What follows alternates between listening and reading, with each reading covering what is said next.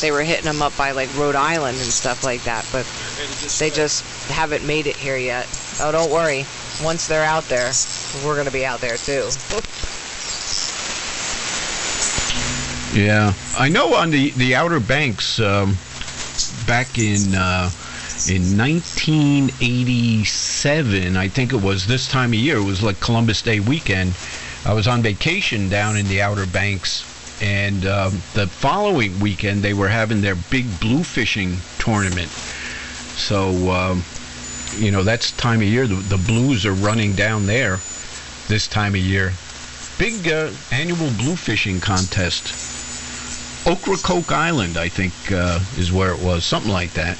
I don't know. There was some big inlet, Oregon Inlet, I think it's called. And, man, they have big blue fishing contests every year. Yeah, well, when we were out last Sunday, I think it was, my nephew, he caught a nice sized fluke. And there were some blues around and some black sea bass, but the black sea bass, that doesn't open.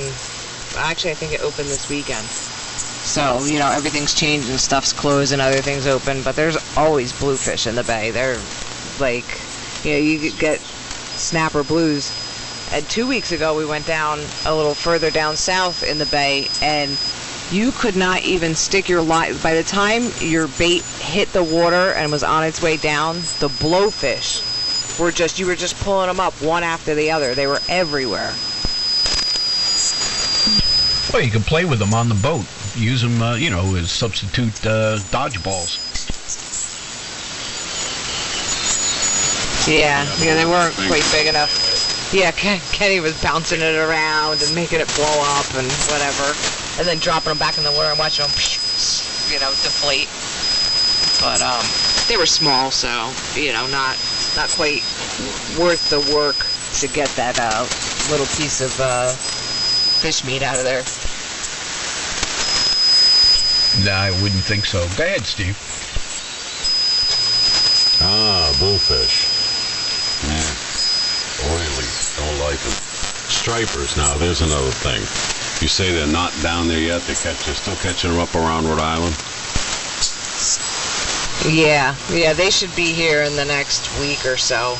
The water's just still warm here, so. It's usually once the ocean temperatures hit about like 65, that's when they start getting crazy. And then of course, you know, you're fighting to get to the stripers. You know, you're trying to fight through the bluefish to get to the stripers because you get the big bait pods. You know, you're trying to get through the bunker and get down to the fish. But they're not here yet, but they are on their way. Yeah, how long do you usually have them there? If we're lucky, yeah, but no, like the big run is usually only like December. Yeah, till December. Like they'll run through December, and then it kind of tapers off. But usually those first couple weeks, though, you just kill them when they come in. Yeah, Ken and I had talked about it once before, and just refreshing my memory. So, what's the average size caught during a run south? They're anywhere from, I mean, you have shorts in the mix or whatever, like 25, 26 inches, but last season they were catching 40, 45, 50 pounders. I think the minimum now is 36 inches for a keeper, right? Depends on what state 28. you're in. What is it down there, Carrie? Yeah, I think she said 28. Oh, 28. I'm going to have to, they stay hitting pretty good into December or not? Yeah, I mean, as long as you don't mind the as long as you're tough enough, as long as you don't mind the cold. I was out there end of November in my shorts in the water up to my nipples casting. Yeah, he's insane. Yeah, I don't know that I really want to see that specifically, but,